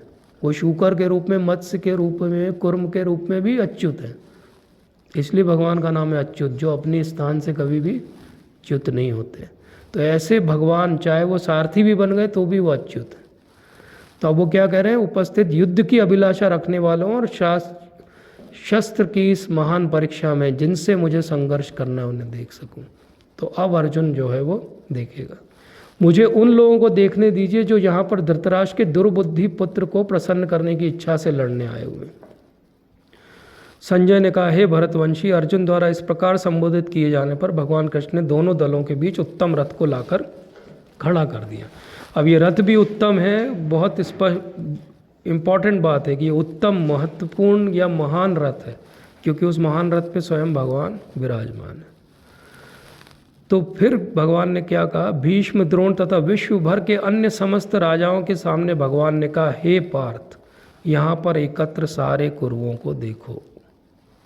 पूरे फर्स्ट चैप्टर में यही एक सेंटेंस है जो भगवान ने बोला, बस। और इस सेंटेंस में बहुत गहराई है। उन्होंने क्या बोला, भीष्म, द्रोण तथा विश्व भर के अन्य राजाओं के सामने भगवान ने कहा हे पार्थ, यहाँ पर एकत्र सारे कुरुओं को देखो। अर्जुन भगवान के नित्य भक्त है, वो किसी भी इल्यूजन में नहीं आ सकते कभी भी। ये भगवान का हिप्नोटिज्म चालू होगा यहाँ से। ये लड़ाई की तैयारी तो 14 साल से हो रही थी। 13 साल का वनवास, 1 साल का अज्ञातवास, उस समय क्या तैयारी चल रही थी? पूरे समय वो वेपन्स इकट्ठे कर रहे थे, संधि कर रहे थे, किसी तरह से लोगों को मना रहे थे उनके साथ लड़ने के लिए। तो लड़ाई की जब तैयारी इतने साल से थी तो सडनली आज क्यों उसको मोह आ जाएगा? उसे तो पहले दिन से पता था कि भीष्म पितामह उधर खड़े होंगे, द्रोणाचार्य खड़े होंगे, तो लड़ना ही पड़ेगा मुझे। और ये बात नहीं कि पहली बार इन लोगों को फेस कर रहा है। जब राजा द्रुपद के यहाँ वो अज्ञातवास, विराट के यहाँ अज्ञातवास में रहे थे, तो लास्ट डे अज्ञातवास का टेक्निकली जो था, उस समय भी इनकी लड़ाई हुई थी। और उस समय अकेले अर्जुन ने सबको हरा दिया था, सारे कौरवों को। तो ऐसा नहीं कि पहली बार लड़ रहा था वो। और मारने की जहाँ तक बात है तो लाखों लोगों को आज तक मार चुका था वो, कोई बड़ी चीज़ नहीं थी उसके लिए। भगवान को भगवद गीता बुलवानी है, इसलिए वो कहते हैं कि हे पार्थ, यहाँ पर एकत्र सारे कुरुओं को देखो। जैसे ही आप देखोगे अब मेरा मैजिक चालू होगा, अब तुम कंफ्यूज हो जाओगे, अब तुम्हें लगेगा कि कहाँ आ गया मैं। इतना ओवरवेलमिंग हो जाएगा कि तुम डिसीजन नहीं ले पाओगे। ये जो इनडिसीजन है, आज हम यहीं तक बात करेंगे कि ये इनडिसीजन जो है ये जीवन में हमारे भी आता है। हम सब ने फेस किया इनडिसीजन कभी ना कभी, या नहीं किया तो जीवन में कभी ना कभी करेंगे कि ये करना सही था या ये करना गलत था। तो जब इनडिसीजन सामने आए तो क्या हमें करना चाहिए? नॉर्मली अगर आपके पास ऐसा कोई भी स्थिति बन जाए कि आपको निर्णय लेने की क्षमता जो है डिस्टर्ब हो जाए, तो सबसे पहले क्या करना चाहिए? आप क्या करेंगे? क्योंकि वही हम यहाँ से सीखेंगे। हाँ, तो सबसे पहले आपको देखना पड़ेगा कि मुझे वो बात समझ में नहीं आ रही क्योंकि मैं थिक ऑफ सिचुएशन में हूँ, लेकिन कोई और जो सिचुएशन से बाहर है वो उस सिचुएशन को ज़्यादा बेहतर तरीके से देख सकता है और वो मुझे समझा सकता है कि मेरा सही डिसीजन क्या होना चाहिए। तो हम में से बहुत सारे लोग ऐसा करते हैं, मेंटर्स या हमारे टीचर्स या सीनियर्स या किसी न किसी को फ़ोन करके हम पूछते हैं, सर ये सर्जरी में क्या करूँ अब मैं?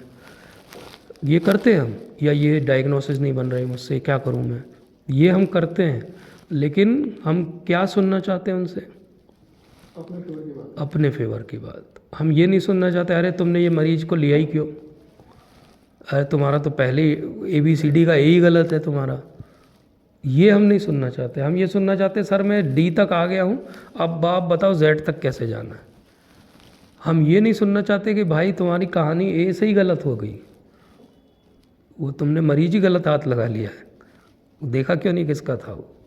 पॉइंट इसकी हम इन डिसीजन में भी वही डिसीजन चाहते हैं जो हमको मन से लगता है कि सही है।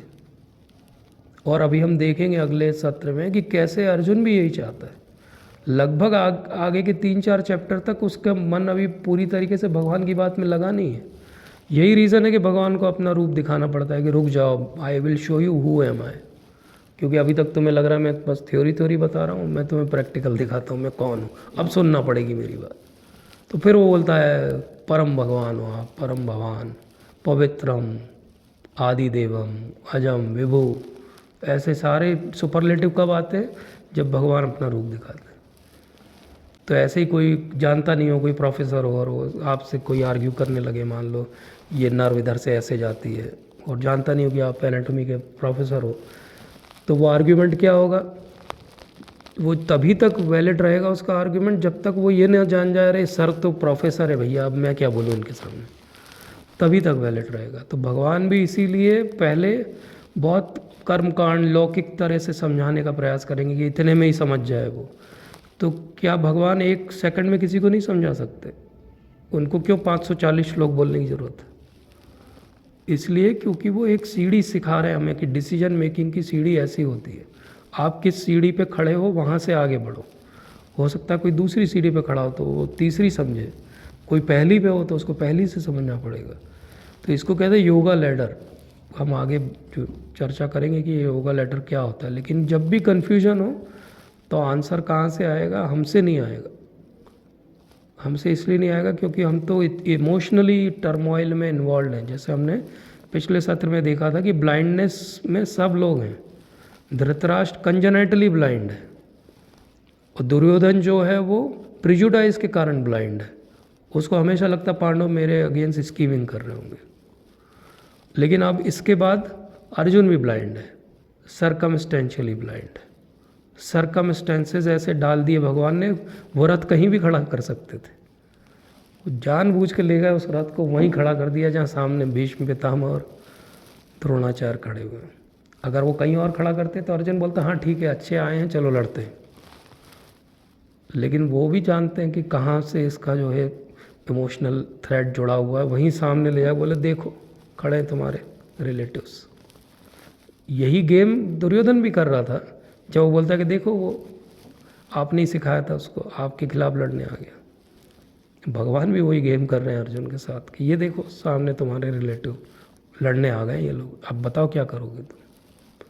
तो बेसिकली कई बार हम डिसीजन क्यों नहीं ले पाते, कई बार हम डिसीजन इसलिए नहीं ले पाते क्योंकि हम इमोशनली इन्वॉल्व रहते हैं। जैसे आप ही का ऑपरेटेड मरीज कॉम्प्लिकेट हो जाए तो फिर आप सही डिसीजन नहीं ले पाते कभी भी, क्योंकि आप इमोशनली इन्वॉल्व। अरे मैंने ही ऑपरेट किया था, लीक कैसे हो गया, मैंने ही ऑपरेट किया था, फिस्टुला कैसे बन गया, क्योंकि मैं इमोशनली इन्वॉल्व हूँ।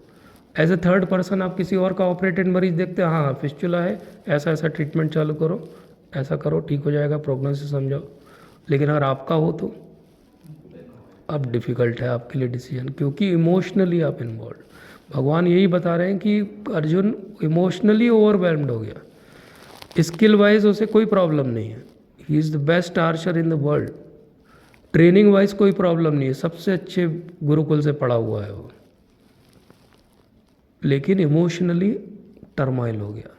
तो हम देखते हैं बहुत सारे लोग आईएएस रहते हैं, डॉक्टर्स रहते हैं और सुसाइड कर लेते हैं, क्योंकि इमोशनली वो फैमिली प्रेशर में। जैसे अभी वो एआई का इंजीनियर था और उसने सुसाइड कर लिया वाइफ की प्रताड़ना से। हाँ, अब उसने क्यों सुसाइड कर लिया? एआई जो जान रहा हो, पढ़ा लिखा हो, इंटेलिजेंट होगा बहुत, तो वो इतनी सी बात क्यों नहीं समझ पाया कि एआई से ही पूछ लेता कि आदमी डिप्रेशन में हो तो क्या करना चाहिए, चैट जीपीटी बता देता उसको। क्यों नहीं पूछा उसने? क्योंकि इमोशनली वो इन्वॉल्व था। जब आप इमोशनली कहीं भी थिकली इन्वॉल्व हो जाओ जीवन में, चाहे किसी रिलेशनशिप में, चाहे किसी सिचुएशन में, हमेशा वहाँ पे एक फुल स्टॉप लगाओ, पॉज लो, रुको, मैं क्यों इतना ज़्यादा इन्वॉल्व हूँ, थोड़ा सा पीछे रिवर्स में आओ, किसी की हेल्प लो, सिचुएशन की पर्सपेक्टिव को समझो और फिर डिसीजन लो। अब हम उसी का एग्जांपल लेते हैं, ऑल्दो हमें उसकी पर्टिकुलर सिचुएशन नहीं पता, लेकिन कोई भी अगर रिलेशनशिप में हस्बैंड वाइफ में प्रॉब्लम है, मैक्सिमम एक्सट्रीम में क्या होगा, थोड़े साल में 5, 7, 10 साल में डाइवोर्स हो जाता है इंडिया में। तो डाइवोर्स हो जाता उसका, वो एआई इंजीनियर था, अगली शादी कर लेता, नहीं करता तो नहीं करता, लेकिन उसने लाइफ क्यों ख़त्म कर दी अपनी? क्योंकि वो इतनी सी बात को नहीं समझ पाया कि अगर वो ज़िंदा रहेगा तो बहुत सारी चीज़ें वो कर सकता लाइफ में, अगर वो एंड ही कर देगा तो क्या होगा। और यहाँ पे अर्जुन भी यही सोचेगा कि मैं ये कहाँ लड़ूँ इन लोगों से, मैं छोड़ के चला जाता हूँ। तो जब हम इमोशनली इन्वॉल्व होते हैं तो हमारा पहला जो थॉट आता है वो यही आता है कि मैं छोड़ के चला जाऊँ। अरे ये जॉब छोड़ दो, अरे ये हॉस्पिटल छोड़ दो, अरे ये I quit this, I quit from life. कई लोग ऐसे ही सुसाइड नोट यही लिख के जाते हैं, आई क्विट। तो ये क्यों क्विट कर रहा है वो आदमी? क्योंकि उसने भगवद गीता नहीं पढ़ी। उसने एआई से टाइम निकाल के थोड़े दिन भगवद गीता पढ़ी होती, सीखी होती, तो उसे पता होता कि कोई भी एक मेंटर उसको 10 मिनट में समझा देता कि जीवन क्या है, आत्मा क्या है, मनुष्य जीवन का मूल्य क्या है। वो ख़त्म करने से कुछ थोड़ी होने वाला है। जो सफरिंग बची है उसको अगला जन्म आके फिर एआई इंजीनियर बन के उतनी सफ़र करनी पड़ेगी। सिंपल सी बात है। तो क्योंकि हम टेक्निकली बहुत एडवांस हो गए, इंटेलेक्चुअली सो कॉल्ड बहुत इंटेलेक्चुअल हो गए, लेकिन भगवद गीता का ज्ञान नहीं, इसीलिए आप देखो कितना सारा सोसाइटी में प्रॉब्लम है। तो इसलिए हमारा अपना सबका प्रयास यही कि और किसी के लिए नहीं, अपने लिए हम इससे क्या गैदर कर सकते हैं उसको समझें। आज के सेशन में हमने नॉर्मली जो लोग इन्वॉल्व हैं उनके बारे में ज़्यादा डिटेल में समझा। इसका भी एक रीज़न था। इसका रीज़न ये कि कई बार हमको लगता है कि ये माइथोलॉजी है, बोले ये तो कहानी है, किसी ने लिख दी वेद व्यास नामक व्यक्ति ने, और आगे के लोग उसको प्रोपगेट करते गए और लोगों को लगने लगा कि ये सत्य घटना है। इतने सारे नाम हैं इसके अंदर और जिनको आप जोग्राफिकली कोरिलेट कर सकते हो। महाभारत के अंदर 72 जगहों पे अलग अलग जो है वो स्टार्स के कॉन्स्टलेशंस के जो हैं वो दिए गए हैं कि ऐसा कॉन्स्टलेशन था तब ये लड़ाई हो रही थी, ये सूर्य ग्रहण था उस दिन ऐसा हुआ। और उन सबको लोगों ने सुपर कंप्यूटर में डाला है सॉफ्टवेयर में, और उन्होंने कोरिलेट करके बताया है कि नहीं, ये बराबर जो है वो कलयुग आरंभ होने के 3127 साल पहले ये युद्ध जो है वो हुआ था, मतलब आज से लगभग 5000 साल पहले। और एक एक डेट जो है वो मैच होती है आगे की सारी, जितने उन्होंने कॉन्स्टलेशन दिए हैं सब मैच होते हैं। अब आप इमेजिन करो कोई स्टोरी फिक्शन लिखने बैठा है तो क्या इतना कोई टाइमिंग मैच कर सकता है कि चीज़ का, जब तक कि वो रियलिटी नहीं हो। तो अब आप सोचो कि ये चीज़ 5000 साल पहले हुई, इसको लोगों ने कह दिया कि ये माइथोलॉजी है। लेकिन कुछ चीज़ हुई जिससे ही हम 2000 साल गिनते हैं, वो नहीं है माइथोलॉजी। तो ऐसा क्या हुआ कि 2000 साल पहले वाली चीज़ माइथोलॉजी नहीं है और 5000 साल पहले वाली चीज़ माइथोलॉजी है? क्योंकि ये प्रोपेगेंडा है बेसिकली। अगर आप बचपन से ये बोला जाए कि ये महाभारत रामायण हिंदू माइथोलॉजी है, तो क्या होगा उससे? बच्चों के मन में क्या आएगा? क्या पढ़ रहे हो बेटा? माइथोलॉजी पढ़ रहा हूँ पापा। तो वो कभी मान पाएगा कि ये इतिहास है? हिंदी में या संस्कृत में जो शब्द लिया गया उसके लिए इतिहास, इतिहास मतलब इस तरीके से ये हुआ, उसको कहते हैं इतिहास। हास मतलब होना, इति इस तरीके से होना, इस तरीके से जो हुआ, जो लिखा गया, वो इतिहास। लेकिन इंग्लिश वाले लोग आए तो उन्होंने क्या बोला? माइथोलॉजी। तो ये हिंदू माइथोलॉजी है, लेकिन कोई इस्लामिक माइथोलॉजी है क्या? कोई क्रिश्चियन माइथोलॉजी है क्या? नहीं। ग्रीक माइथोलॉजी है, रोमन माइथोलॉजी है, हिंदू माइथोलॉजी है, जैन माइथोलॉजी है, लेकिन सडनली क्रिश्चियन हिस्ट्री है, सडनली जो है वो इस्लामिक हिस्ट्री है। तो इससे क्या हुआ? अब आप बच्चे को अपने सिर फोड़ के समझाते रहो कि ये कहानी नहीं है। उसने तो बचपन से पढ़ा है। इंडियन माइथोलॉजी की 2 मेन किताबें क्या हैं? बोले महाभारत और रामायण। लेकिन कहीं पढ़ा उसने कि क्रिश्चियन माइथोलॉजी की मेन बुक बाइबल है? नहीं। उसने हमेशा पढ़ा क्रिश्चियन थियोलॉजी की मेन बुक जो है वो बाइबल है। वो थियोलॉजी है और ये माइथोलॉजी है। ये इतना सटल तरीके का प्रोपेगेंडा है जिससे आप अगर बच के निकल गए तो आप बहुत जो है वो भाग्यशाली हो।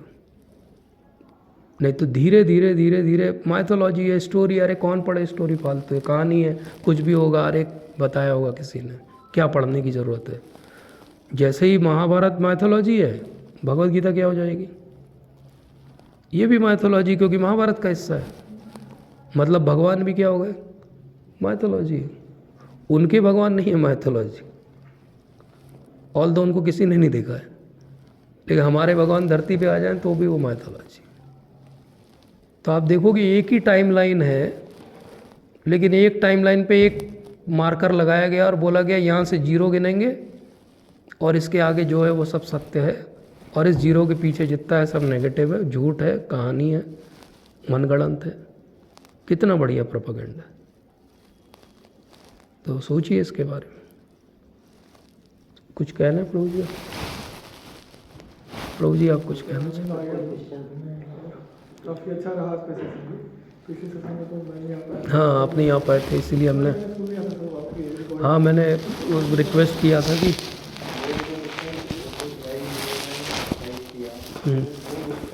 अज्ञान है कि वो उसका प्रारंभ है। हाँ, बहुत बढ़िया प्रश्न है प्रभु जी।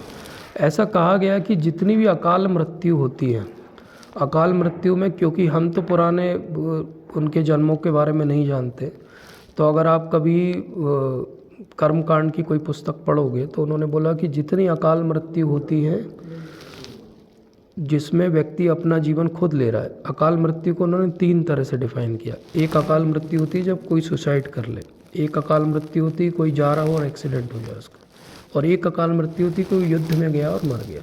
इन तीनों का जो आउटकम है वो अलग अलग होता है। अगर युद्ध धर्म युद्ध था, वो सत्य की तरफ से लड़ रहा था, तो वो हेवंस चला जाएगा। ये भगवान भी बोलेंगे, हतो वा प्राप्त से स्वर्गा जित्वा भोक्ष से महिम। तो भगवान कहते हैं कि तुम हारोगे तो कोई बात नहीं, मर जाना, वीर गति को प्राप्त होगे, स्वर्ग में भोग करना, जीत जाओगे तो ये पृथ्वी के राजा बन जाना, क्या मुश्किल है उसमें, क्या गलत है।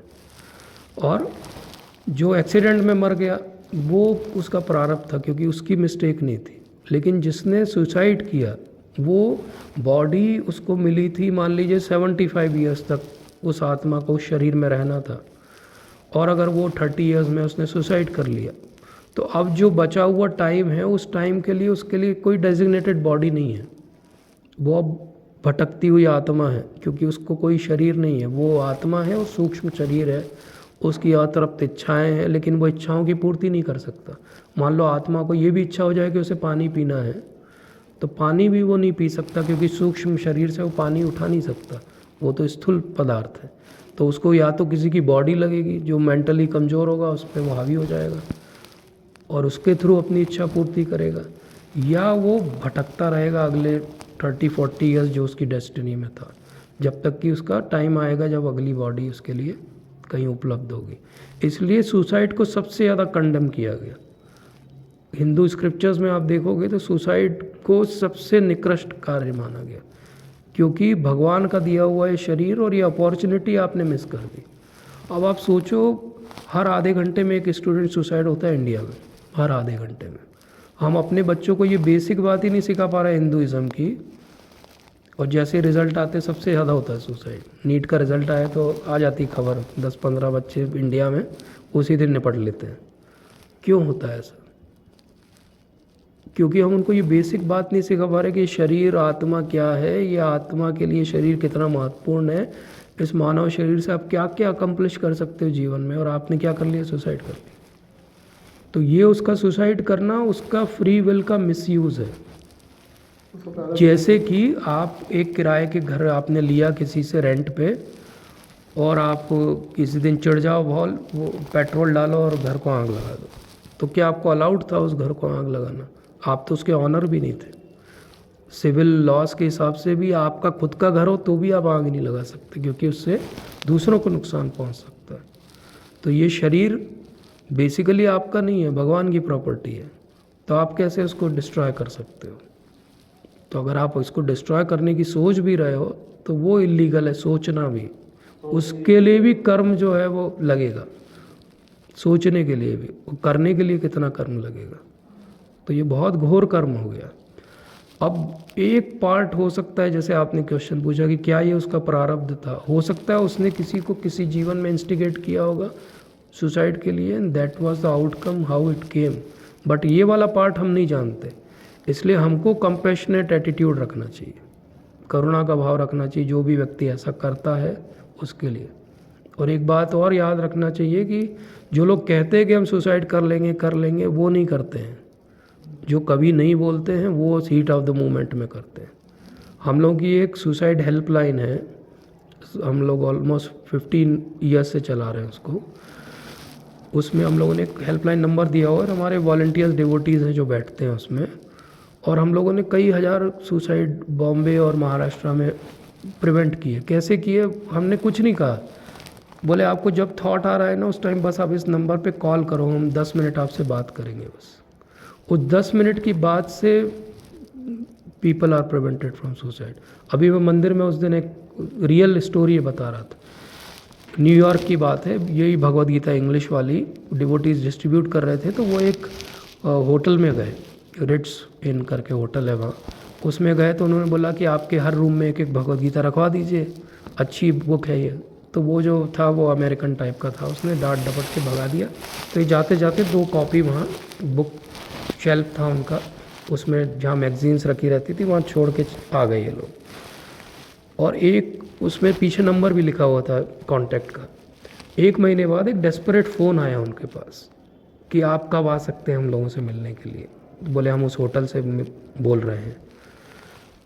तो ये लोग बोले कि हम संडे को आएंगे मिलने के लिए। तो बोले हाँ जल्दी आइए, और बोले आप 250 भगवद गीता भी लेकर आइएगा। तो उनको लगा इतना बड़ा ऑर्डर, बड़ी होटल थी, 250 रूम्स थे उसमें। तो ये गए वहाँ पे, तो बोले क्या हो गया, सडनली हार्ट चेंज हो गया आदमी का। तो वो जब मालिक से मिले, उस दिन उससे नहीं मिले थे, मालिक से मिले तो उसने इंसिडेंस बताया कि हमारे यहाँ एक व्यक्ति आया, उसने रूम पहले से प्री बुक किया हुआ था, आया, उसने चाबी ली हमसे और बोले वो हड़बड़ी में जा रहा था, सीढ़ी के पास ही वो बुक शेल्फ रखा हुआ था, वहाँ से एक किताब उठाई उसने, ऊपर चढ़ा, अपना रूम उसने लॉक किया, डू नॉट डिस्टर्ब का बोर्ड टांगा। बोले अगले दिन जब वो सुबह निकला तो रोते हुए निकला, इस रिसेप्शन पे आया, रो रहा था बहुत। तो बोले ये बुक किसने दी थी आपको, उसका एड्रेस बताओ, मिलना है मुझे अभी जाके। तो उन्होंने बोला क्या हो गया तुमको? तो बोले मैंने ये रूम इसलिए बुक किया था, ये देखो ये रस्सी लाया हूँ मैं रस्सी लाया था, मैं आज बहुत परेशान था और मैं सुसाइड करने वाला था लटक के। बोले लेकिन ये बुक हड़बड़ी में मुझे लगा कोई मैगज़ीन टाइप की, मैं उठा के ले गया। बोले ये मैंने सोचा अब मरना ही है, देखें क्या है इस किताब के। बोले किताब पलट के मैं पढ़ने लगा, पढ़ते पढ़ते कब मुझे नींद आ गई, मैं सो गया। बोले सुबह जब मैं उठा तो मैं जितना वो पढ़ा था, आत्मा वाला पार्ट पढ़ रहा था। बोले मुझे समझ में आया कि मैं क्यों सुसाइड कर रहा था, मैं तो स्पिरिट सोल हूँ, इतने अच्छे से मुझे समझ में आ गया। बोले एक रात में, बोले मैं समझना चाहता हूँ आगे इस बुक के अंदर क्या है। जब उस ऑनर ने ये सुना कि ये बुक ने वो सुसाइड वाला अटैम्प्ट जो है फॉइल कर दिया, तो उन्होंने बोला कि अब हमारे जितने होटल हैं सबके रूम में एक एक भगवद गीता रहेगी, ताकि किसी को थॉट आए तो पहले वो गीता उठा के पढ़ ले। तो ये ब्यूटी, ये एक इंसिडेंस नहीं है, एक तो मेरे बहुत क्लोज हैं, बुक डिस्ट्रीब्यूट करते हैं बॉम्बे में, उन्होंने ऐसे वो एक सोसाइटी में बुक डिस्ट्रीब्यूट कर रहे थे, एक घंटी बजाई उन्होंने, तो घंटी बजाई तो बहुत देर खुला नहीं, तो उनको लगा नहीं होगा कोई, और दूसरे में जाने लगे, फिर उनको लगा पता नहीं क्या प्रेरणा हुई, तो उन्होंने फिर घंटी बजाई, फिर घंटी बजाई। थोड़ी देर में एक बंदे ने गेट खोला चिढ़ते हुए, क्या है कौन है? तो बोले मैं मंदिर से आया हूँ, भगवद गीता डिस्ट्रीब्यूट कर रहे हैं, आपको चाहिए क्या? तो वो चिढ़ गया, फिर थोड़ी देर उससे बात होती रही, फिर वो जो भी उसे लगा उसने अंदर बुला लिया, फिर उसने भगवद गीता का सार पूछा तो इन्होंने बताया, फिर वो उनको हाथ पकड़ के अंदर रूम में ले गया। बोले देखो ये कुर्सी लगी हुई है और फंदा लगा हुआ है। बोले अगर आप 2 मिनट लेट हो जाते, घंटी नहीं बजाते, तो बोले मैं तो सुसाइड कर रहा था। ये रियल स्टोरी है, ये रियल स्टोरी है। और now he is a devotee, मैं मिला हूँ उनसे। तो जब आप ऐसे इंसिडेंट्स देखते हो तो आपको समझ में आता है कि ये एक बुक है जो हर आधे घंटे में जो सुसाइड हो रहा है उसको प्रिवेंट कर सकती है। हम एक तरफ बात करते हैं कि मैटरनल मॉर्टेलिटी कितनी है, इन्फेंट मॉर्टेलिटी कितनी है, उनमें से तो बहुत सारे फैक्टर हमारे हाथ में नहीं है, लेकिन जो स्टूडेंट मॉर्टेलिटी उसका तो सारा फैक्टर आपके हाथ में है। क्यों मर रहा है बच्चा, टीनेज क्यों सुसाइड कर रहा है? ठीक है, चलिए, हाँ हाँ ठीक है।